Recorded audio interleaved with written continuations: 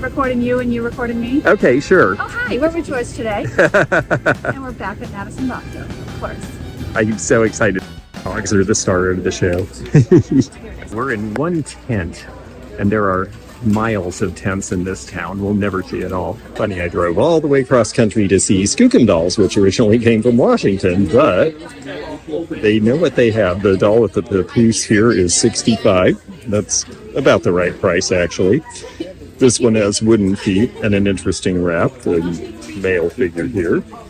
I see that I like in here are cameos, and I think we'll take a look at a few of them. I especially like the one that's left facing. Typically they face right, although they have two of each in this case. That's my favorite because she has an interesting face and outfit with almost looks like shoulder pads. But a little damaged at the bottom there. This one has an interesting headdress and the face is pretty well carved, and that matters to me. But it's kind of on the small side, so I think I'm going to leave those. I like the portrait pins here. The one with the shroud is interesting. Another nice cameo. See, this is more interesting because it's a full figure with a swan.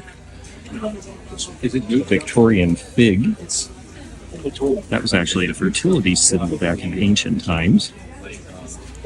They have a bunch of Victorian lockets and gold-filled pieces that are very beautiful. This is the sort of thing that the serious collectors really love, but we've got to figure out prices here before I get too crazy. Bunch of Christmas tree pins here, and of course we're getting into that season.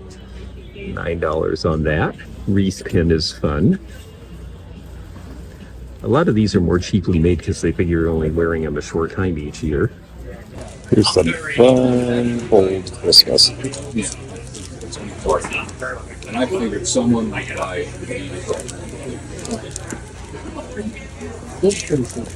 Sandy's looking for stuff for the train, I believe, and there are some really cute pieces in there, aren't there? Some really cute vintage Christmas in here. Book dealer here, and I'm sure that would be a lot of fun, but there's just such a huge show. I don't know that I will take the time to look at a lot of books, but they have some interesting stuff like the history of Western Pennsylvania. I know that for a lot of people that sounds not so interesting, but for somebody in that area, it really would be. And those old history books can really be some money. So don't be afraid of history. This is from the State Historian of New York. On the other hand, there's a lot of children's books, and those are very, very popular to collect as well, including some names I don't know. We see a lot of Hardy Boys and Nancy Drew and Cherry Ames School Nurse, and actually these are selling again. My friend in Centralia, Washington, who specializes in these, just sold everything that she had in Hardy Boys. But then here's Pollyanna. John Blaine wrote this series. Chip Hilton Sports Series. How fun this is. All wooden blocks, $1 each. Spell your name, spell your kids' names, buy a whole bunch for them to play with. These are great. I've never seen so many in one place, and it looks like they're selling because she's moving them around and bringing out more. Santa, $69. Look at this fun thing. 2 for $20 on the reflector flowers. Those are awesome. This is a McCoy hanging basket. And this is Anna. She says she's a viewer, which is really fun. And I'm so excited to show her space because I haven't met her before, but she really has cool stuff. And I like the way she displays. Big old Blanco piece there. This is one of the early McCoy pieces in the onyx glaze, and this is the green version. Don't tilt, yeah, boy, I always tilt mine every time I put them out, and then I have to rearrange them all, so I know why they said that. Sandy's at the $5 jewelry case, and there are some nice pieces in there, you're right. I mean, for that price. Help yourself, there's nothing I need. Well, I don't know if I need it, I just like it. Yeah. Sandy found one she liked, and that is a cute pin, actually. Oh yeah, I like that with the filigree. Yeah. And $5, what a great price. Not bad. This one's too well made. Yeah, I thought you would grab that one. Those are so well made. They are. So this beer tray is Stegmeyer beer, and I knew a fellow named Stegmeyer who was a pre-Columbian art dealer way back early in my career. This is $12. This is a nice piece of cafe ware, and I think I had a plate. I think this is a hotel here in New York. It was made by Syracuse China, which was not far from here, and They made for both homes and for cafe ware, but the cafe ware lasted until only about 20 years ago. Panama souvenir playing cards. Interestingly, right next to Teddy Roosevelt, who helped get the Panama Canal going. This is interesting. This is a violet ray machine. This is considered medical quackery, although I know somebody who didn't get theirs at Sears who had facial burns, and they used something similar to this, and it really helped his skin, so he did not consider it quackery. But these would throw off a little bit of a spark. They're made of bakelite, and they're supposed to have a glass tube, and that's what's missing. Otherwise, this would be something I would be considering buying, because they throw off little sparks, and that electrical shock was supposed to be good for you, for your circulation, for your hair, for your health, strength, and beauty. It's from about 1920. There is the piece that's missing, are the little glass tubes that actually sent the electric shock to you. $24 new. These were not inexpensive. Wonderful display, and they are in New York this time of year, and they do a lot of Chinese art and artifact as well. Friends of mine hold the Binghamton Shriners Antique Show here in New York in April. I've been invited to participate, and unfortunately it conflicts with other shows I do, but if that ever changes, I might go do that one. Mailing ware out of England. I like the depth of color. It's not the same quality of design as Moorcroft, but it definitely is bright like that. So this one here, mailing 1920s? Yes, beautiful piece. Yep, that would be $30. Oh, thank you. It's lovely. Got just Charlotte Beige redheads. These were a different line. Goebel made a lot of different things, and there's Sister Hummel, who came up with these Hummel figurines. This little set here are cute. This is Consolidated Glass's Catalonia pattern, and I believe it was called, the theory anyway, is that it was called Catalonian because of the connection to Gaudi and the architecture in Barcelona that he was building that was fanciful and asymmetrical and was not about straight lines. It's all hand blown. You can see some of the bubbles in it. $50 for the set of glasses is a pretty good price. These were done about 1920. A moment with the copper jewelry. See if there's any of our brands in there. Lots of companies made copper that are not marked or not as good quality as the Renoir, the Matisse, the Rabahe. And of course, recently I sold a Coro piece of copper for a good price because it was a great look and a good design. So I do spend a little time with copper. And enameling is popular with some folks now too. I'm sure there's a tragedy to go with that one. Lots of micro mosaics in here. These are going to be priced individually, and I see some butterfly wing jewelry as well. A little Fiore, that's an interesting piece. Mesh purses.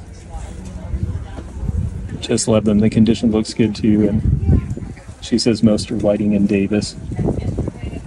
This one's an unusual color combination with the blue screen print on the frame as well. It's Formosa vase from about 1900 for $5.95. The Formosa is this particular pattern with the waves of blue in it. Uranium glass, really great Fentonay Heron for $5.50. This is a really nice daisy and button. This is an older piece, late Victorian. I really like the brocade here. A couple of companies did brocade with the poinsettias on more Fentonay parents, apartment sized and taller. And you know, clear glass can be amazing. Look at this Lalique piece. Only $3.50. This cost far more than that new. Look at the beautiful birds in it. I think people are going to start appreciating clear glass when they start to see pieces like this again. This one is our Lalique, which means it's before René Lalique died in 1941. That's a wonderful piece too. I've always liked the anemone. Smashing time. The reason I picked this up is it's only a $3 lobby card.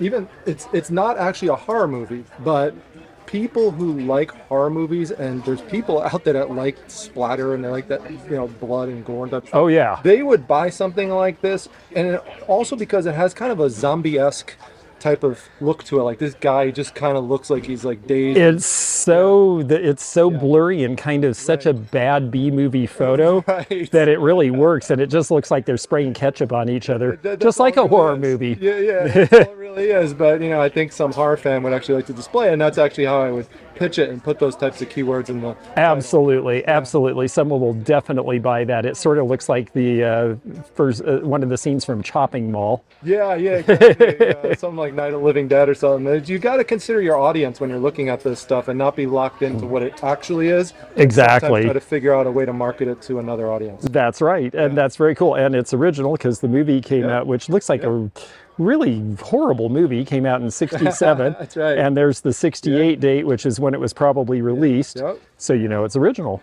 Yeah, absolutely. Well, what's fun about this place, there's tents galore, and then there's some permanent buildings that opened up for this too. And I'm going to go in and see what's in this one because I like this Kraft barbecue sauce. 1970s apron. This was something you sent in bottle tops and they sent to you when people were really doing a lot of outdoor barbecuing. I like the mirrored plateau here. This is definitely Victorian. You can tell because of the thickness of the glass. Check with your finger. If it's a wide gap between the reflection, then you know it's older, thicker, heavier glass like they made back then. This also has this beveled and serrated looking edge and nice floral design. That seems like a good deal. Definitely a bowling pin, but I don't know how they got that finish like that. Graffito ware is almost as old as this country is. This is a more recent piece, and they're telling us about it. Fairfield Folk Art, FFA USA is the mark, and there you see that. Priced at $24, that's cute, but that harkens back to the type of ware where they would expose part of the red ware or etch into the glaze before they fired so that you would get the design. I'm zoning in on something that Jeremy saw. Andersen Studios. I did not know about this until Jocelyn from Crazy Lamp Lady bought a piece in front of me. There's the Andersen mark. Made in Maine in the 70s and 80s and pretty collectible. But he saw it first, so it's his. The prices are down right now, but one of the reasons Fostoria American is a great pattern to collect is, yes, it is literally cubist and came out around the time of Picasso in 1910, but also because all of this really collects and refracts other colors. And so it's really nice to mix this in with other colors, or if you have a sunny window where you can get a prismatic effect. This vase I always thought was a really graceful shape, and it's only $20 now. Wow, these are fun. Talk about repurposing everything from old toys to keys to tops. And they're making all these really cool figurals out of them. Right, price reduced, because this is getting near the end of the week. You have to remember this is Antique Week, so these dealers have been here for several days already, and a lot of people have been through, and yet we're still finding cool stuff and some good deals. Nice little stamped piece here. Hosanna pottery.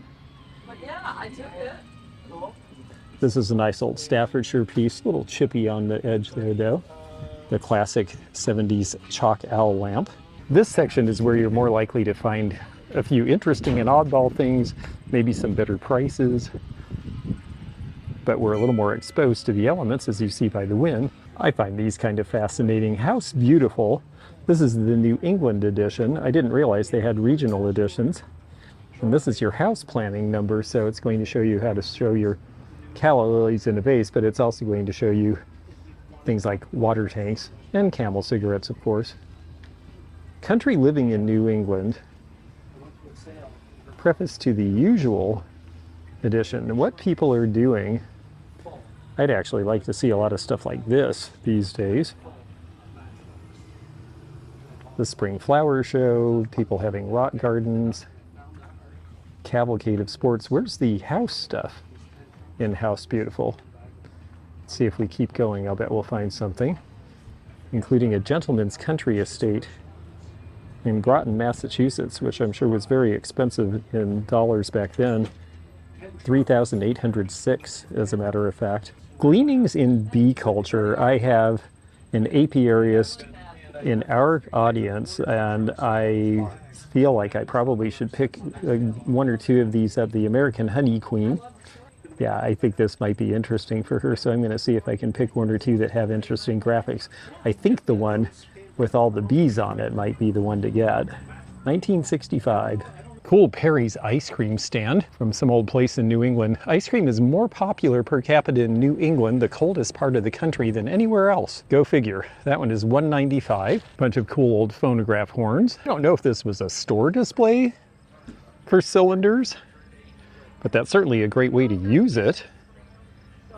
This looks like something from about 1910, so that may be its original intent. If it is, what it would have been was your cylinders would have been on here, but cylinders usually came in cartons. It may be, though, that they had them on here with the names facing, so then you could pick. We are in the East Coast, but I look for Western, because I always look for the thing that doesn't belong. This is an Austin by Montana Hat Company. It's pequeño, so probably not so old, because it's bilingual. So, partner, if you all can help us with the membership, well, that definitely helps the channel as we gallivant around the country bringing you interesting things from all over the place. And more information about memberships can be found by clicking the join button if you see that, or you can go below the dash line in the description of any video and look for the membership links and find more about it there. We appreciate our members and all of you folks who help support us here on YouTube, whether it be just through comments, thumbs up, all of it helps a lot. Well, we are gonna head down the center aisle here. There's a lot of fun stuff here, some really neat Mexican jewelry actually, large pieces. You see a lot of these in bracelets with the faces, but not so many of the necklaces. This is fun.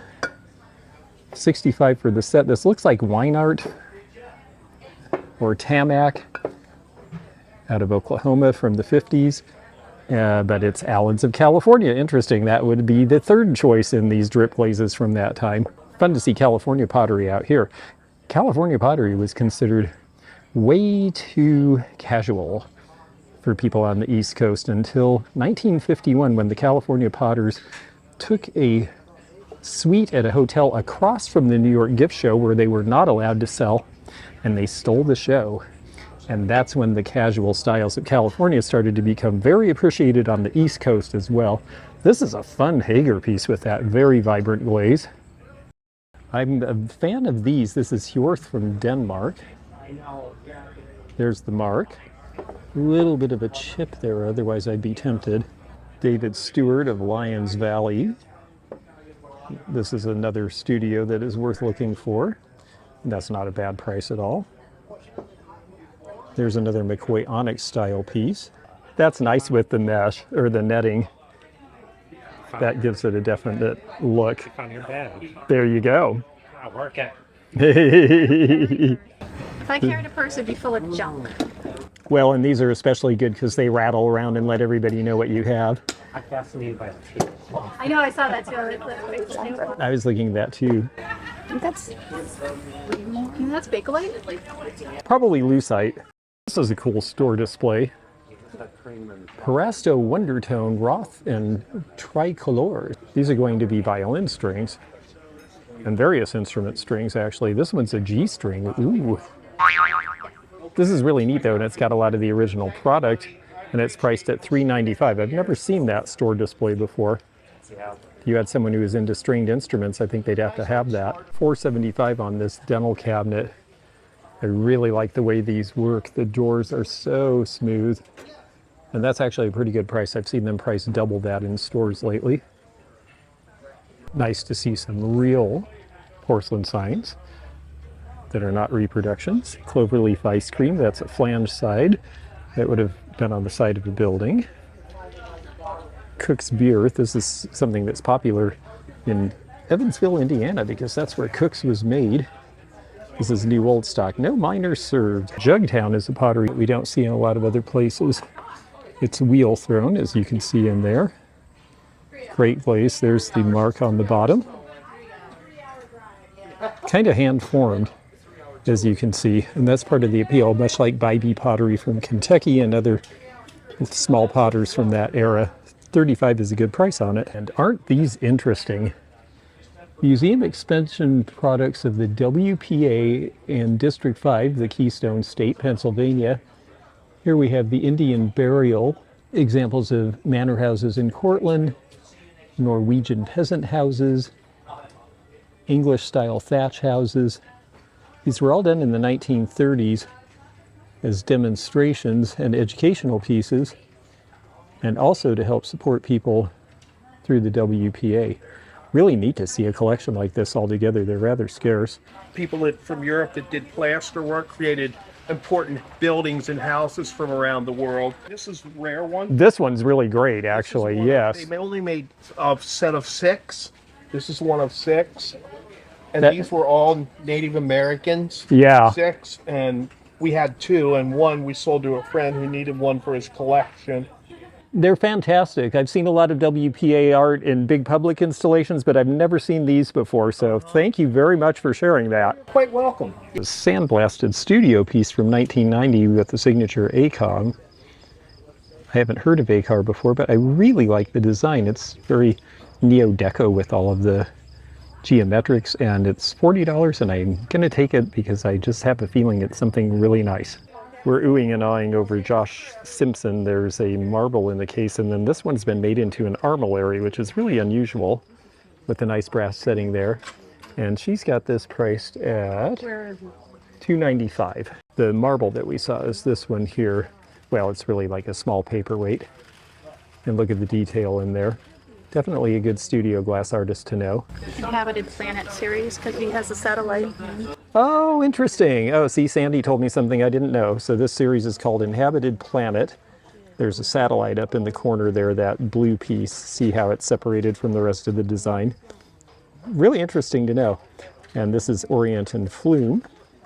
The gray Wedgwood jasper, where console bowl is interesting at $60. We're seeing a comeback in this, and especially with the interiors people are doing now. This is a great color scheme. This is the Wedgwood of Etruria. There was a separation between some of the Wedgwoods, and that's why you see Etruria marks on some of the pieces. So interesting to me to be in a part of the country where coverlets are used as table coverings rather than out for sale, but they're more prevalent here. And of course, they make a great backdrop for some of these wonderful primitive items that you see. I like this tacked little trunk. I just got one, but it's not quite as fancy a design as this. A tabletop churn from somewhere down south. Interesting speckled glaze. Tabletop because it's small. You don't see a lot of those. Nice Italian glass lighter here. 1960s. Sometimes they're a little stiff, but you can oil them as long as the wheel turns, and it did turn when I was using 2 hands. Then you just put lighter fluid in the flint in, this top part which pops out of the base, like so. Giant propeller there, that's a really cool one. Senseich Brothers of Lititz, Pennsylvania, with the model number stamped right in it. Those are great decorative items, and they oftentimes go to people who are using them in some decorative manner, like a restaurant or that sort of thing. We don't really see a lot of smart set on the other side of the country, so this might be new to a lot of you folks who view. This one's priced at $24. It's a great look. It's not that it was terribly expensive jewelry in its time. It's just nice and broad and showy, and it would be good at the holidays. That's when I seem to sell a lot of clear. And that's when a lot of clear was made, in fact, was for holiday, because it would look good with a black dress or that sort of thing. Cute display, Arrow of England. Look for the name Long Tapered Points. That is a beautiful piece, yes. The talons are in such good. Sell on the internet, Michael, for $7.25. I'm selling it for $500. It's got all its claws, Yeah.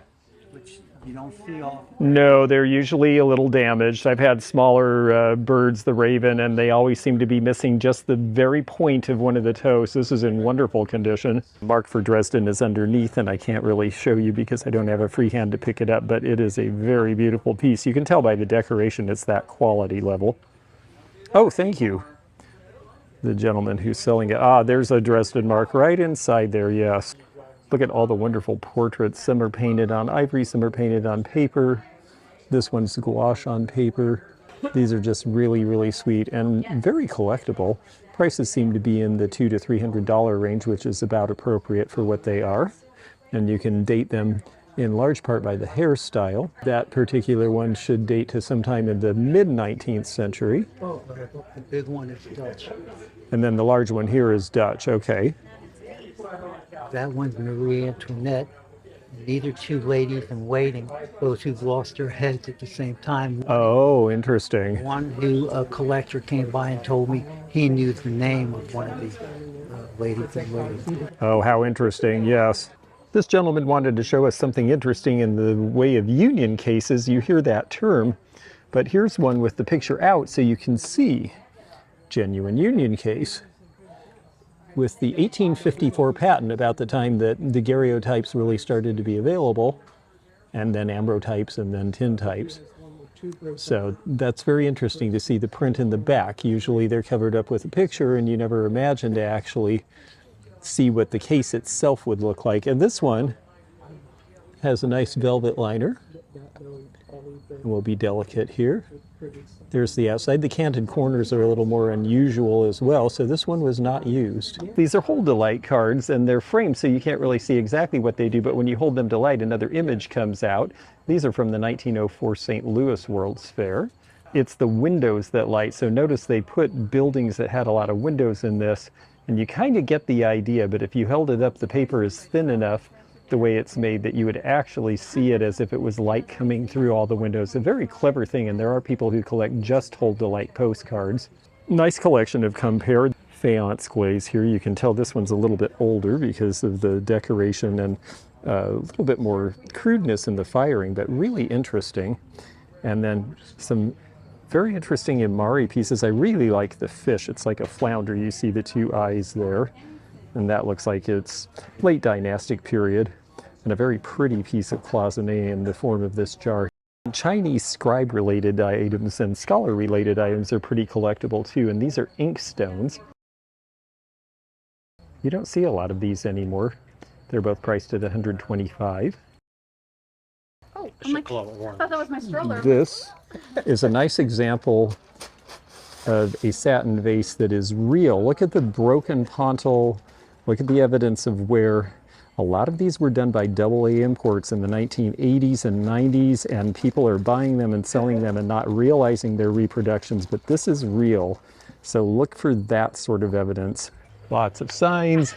I like the RC display over there. A few states still have motor vehicle inspection. I don't know if New York is one of them. This looks like it's out of the 60s. And if you needed repairs, then you had to go to a registered motor vehicle repair shop.